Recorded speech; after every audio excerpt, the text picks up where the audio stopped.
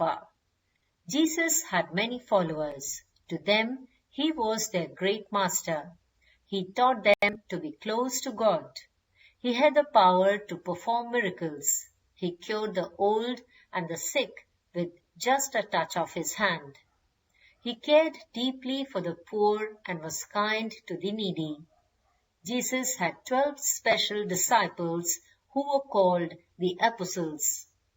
They spread Jesus' teachings far and wide. The Last Supper is a tale of the last meal Jesus had with his disciples before he was arrested and crucified on a Roman cross about 2000 years ago.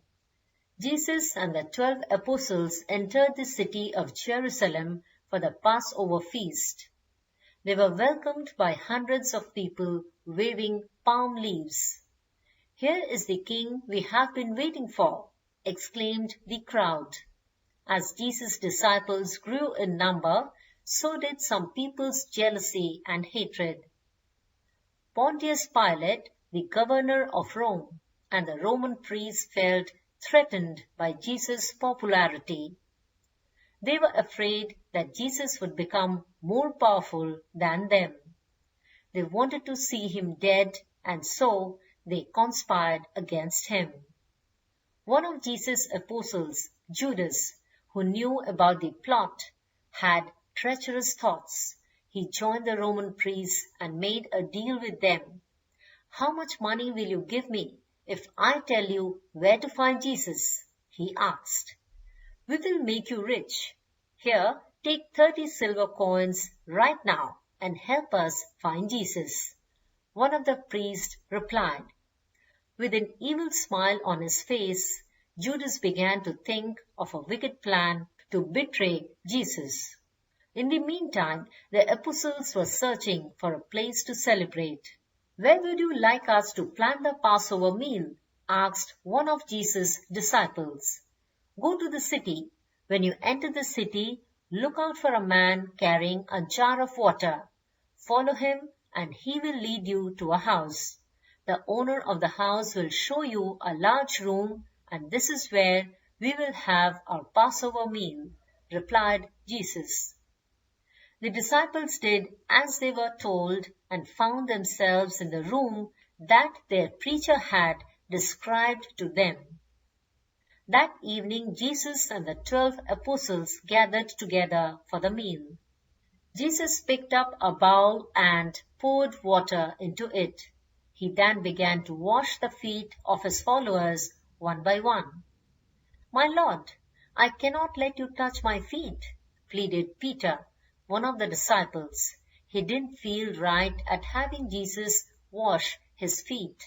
He knew Jesus was very special. Besides, in those times, only the lowliest servant washed the feet of his master. Jesus looked up at him. "If I don't wash your feet, then you cannot be with me," explained Jesus. "This way I can show you that you will be with me one day." "I want to be with you forever, my master. Wash my hands and face too," cried Peter. "No, Peter, there's no need for that. You're pure and clean. I need to wash your feet only," said Jesus. "I'm doing this to show you that even though I'm your master, I treat you with respect. Now, all of you must wash each other's feet so that you may always remember to treat others better than yourselves." Jesus continued, "But there is someone amongst us who is not pure and honest." Jesus knew about Judas' plan of betrayal. The apostles were puzzled. They could not believe that anyone would want to hurt their preacher. "Who would want to harm you, Lord?" asked one of the disciples, shocked. "My enemies are going to harm me," said Jesus. "And now, let us sit back for supper." For the Passover meal, all of them had matzah, roasted egg and roasted lamb with herbs. Taking the bread, Jesus thanked God and gave it to the disciples, saying, "Eat this and think it to be my body, which I am giving up for you." Then Jesus held a cup of wine and said, "Drink this wine. Think this to be my blood, which I am giving you so that your sins may be forgiven." The disciples did as they were told. The Passover supper went on. "The one who has betrayed me is sitting right here amongst us," Jesus said.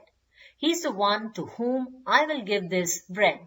As they ate, Jesus took a piece of bread, dipped it in herb sauce, and handed it to Judas.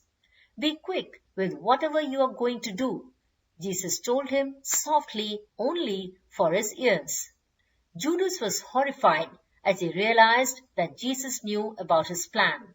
He took the bread from Jesus and walked out of the room. The other apostles thought that Jesus had sent him on an errand. Turning to the apostles, Jesus said, "I'll not be with you for long.